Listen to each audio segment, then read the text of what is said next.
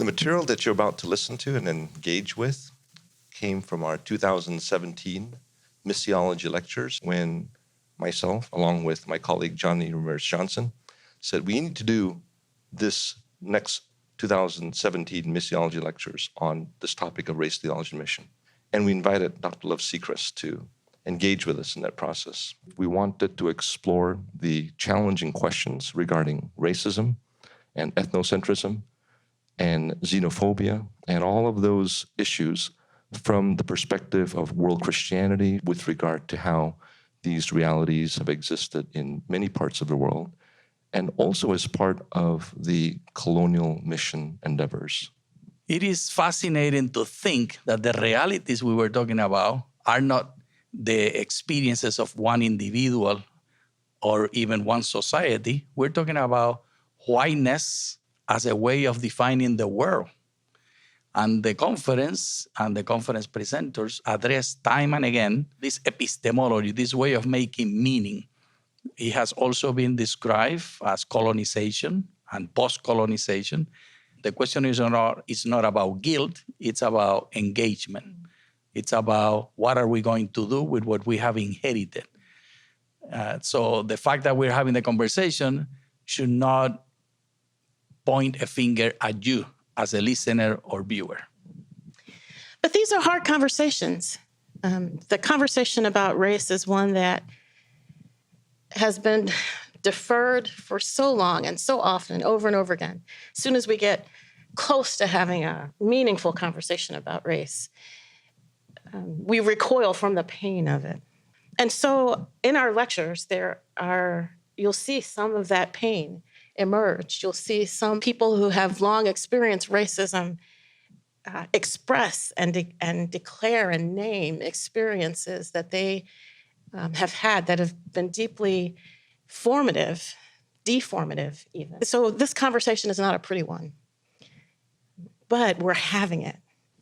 As observers, as listeners, you will be engaging, and we invite you to invite the Holy Spirit. The three of us pray a lot about this series. We humbly submitted to God and pleaded for God's mercy to lead us. We are feeble, and combined, we are imperfect, and we have prayed that the Lord will fill the gaps. And the conversation is only a starter. It is in your hands. It is in your community. It is in your family. And most importantly, it is on your knees.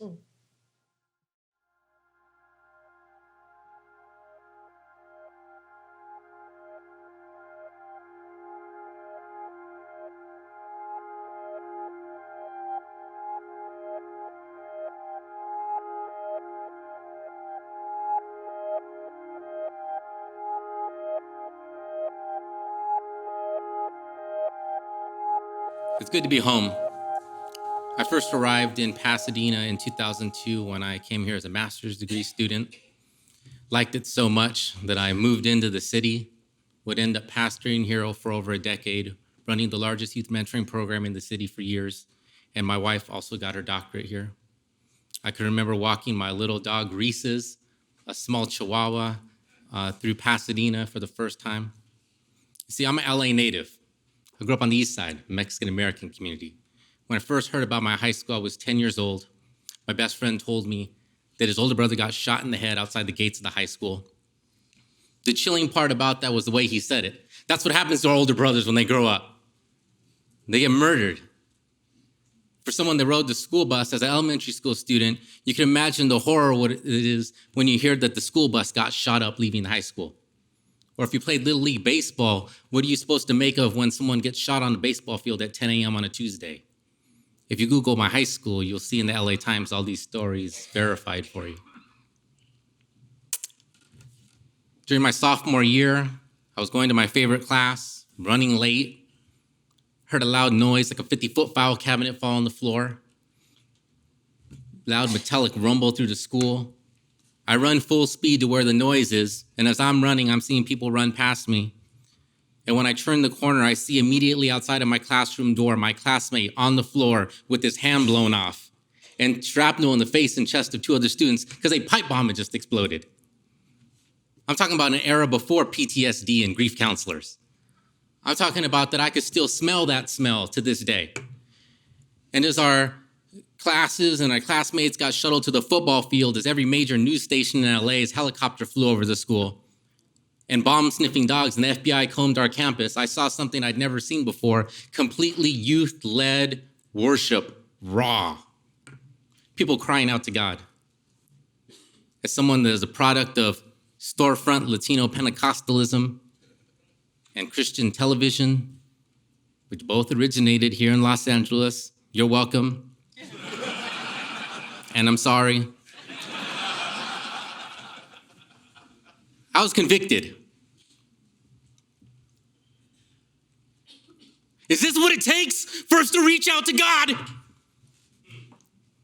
What about my friend's little brother got shot the year before? You see, I come from a place where death is normal. Maybe I even have a little bit of survivor's guilt. But when I heard about Newtown, I love little ones, but some of those little ones took 4 or 5 shots, close range, unrecognizable by their family members. They knocked that school down. White lives matter.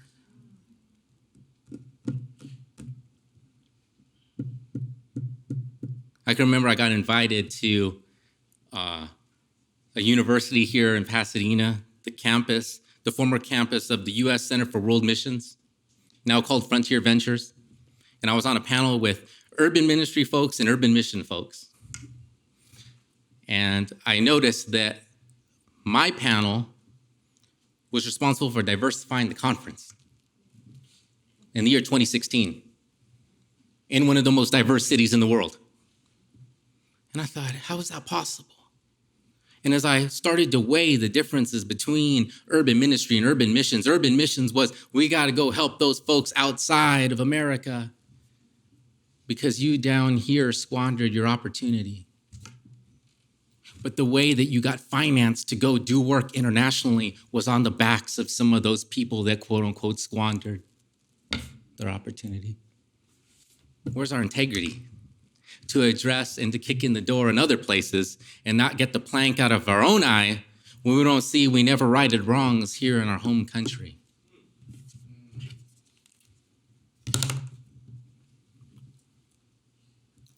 That night I went home and said, I must do something at this high school. I felt like God impressed on my heart. I must do something after this pipe bomb exploded. And I came back the next day, Halloween, 1995. 22 years ago, I preached the gospel at my high school for the first time at 15 years old. And I've been doing it ever since.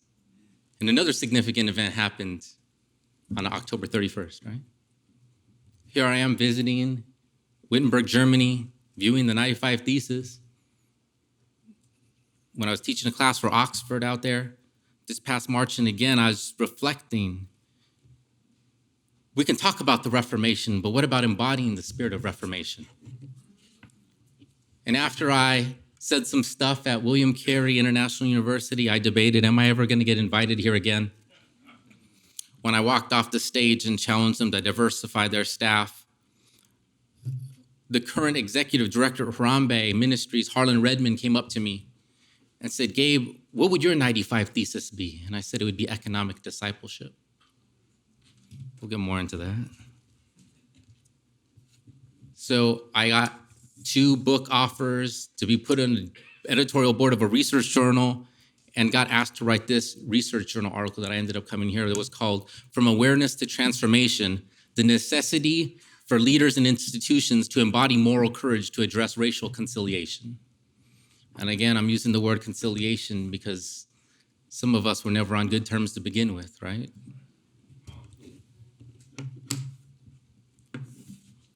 Something interesting happened in around 300 when Constantine came into power. And all of a sudden, these huge pagan temples crossed over and became churches, and things that we began to become familiar with now originated then, like the processional and the choirs and the mandatory state tax or tithe. where we got tax exempt status for the first time as ministers. And folks were beginning to wrestle with, do I want to call out some of the inconsistencies that I'm seeing by the powers that be, or do we want financial security? And for centuries, denominations were financed through legalized stealing. Transition then to the colonies, right? There was no separation of church and state.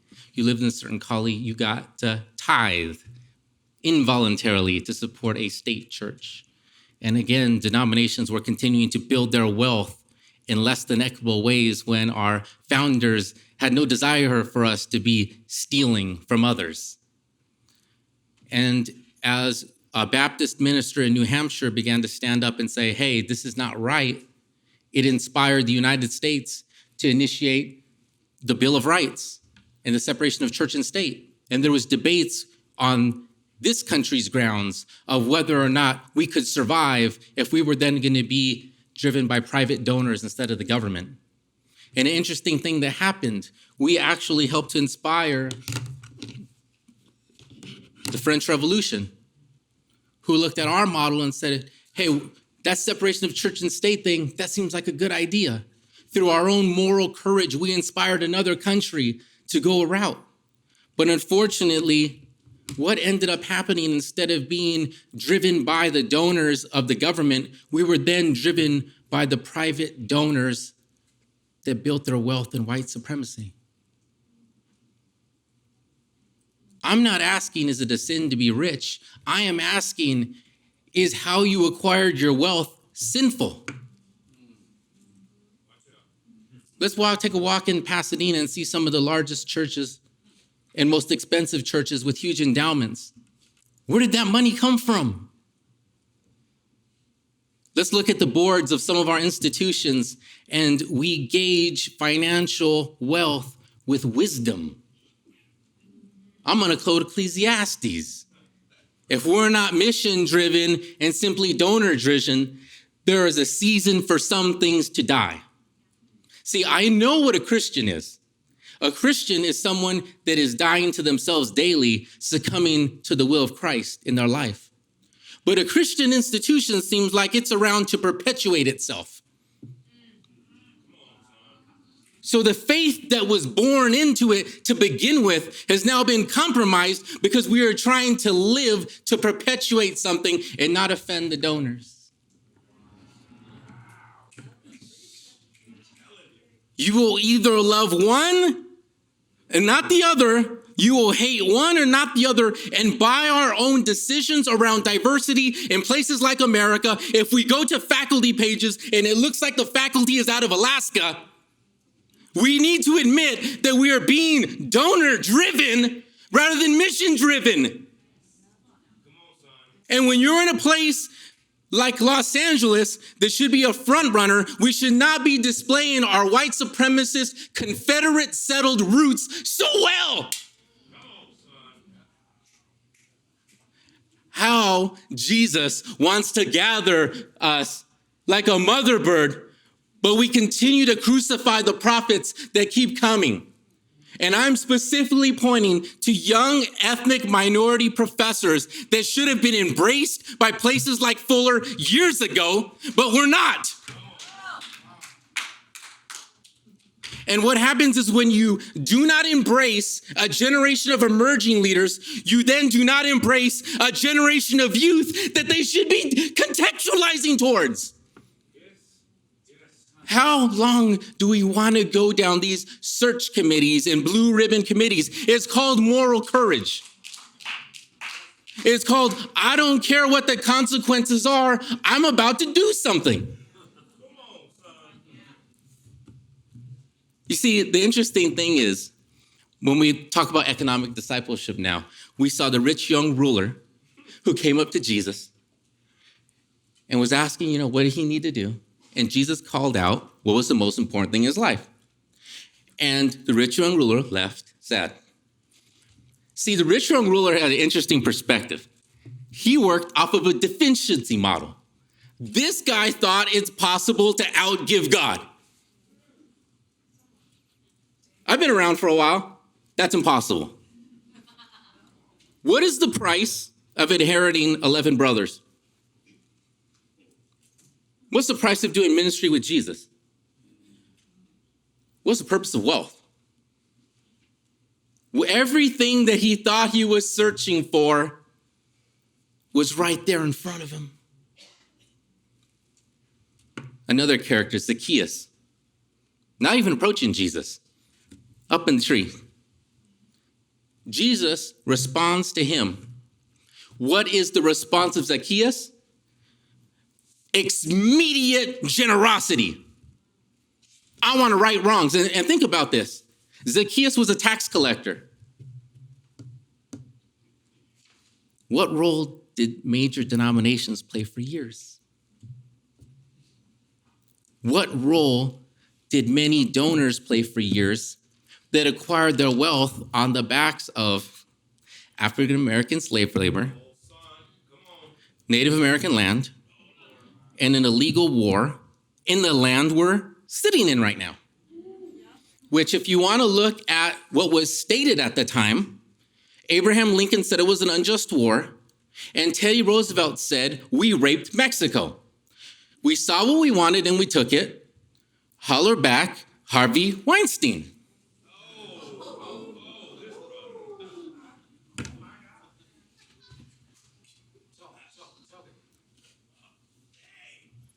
I love Fuller.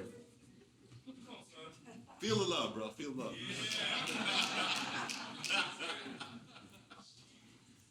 I would only say this because I love Fuller. But there was a joint letter issued by two presidents of Fuller following the election of Trump that said in any way that Fuller was responsible for the current atmosphere going on in the country, we apologize. Not acceptable. You cannot apologize if you do not state specifically what was done and state explicitly about what will change. See, you can't repent if you don't state it.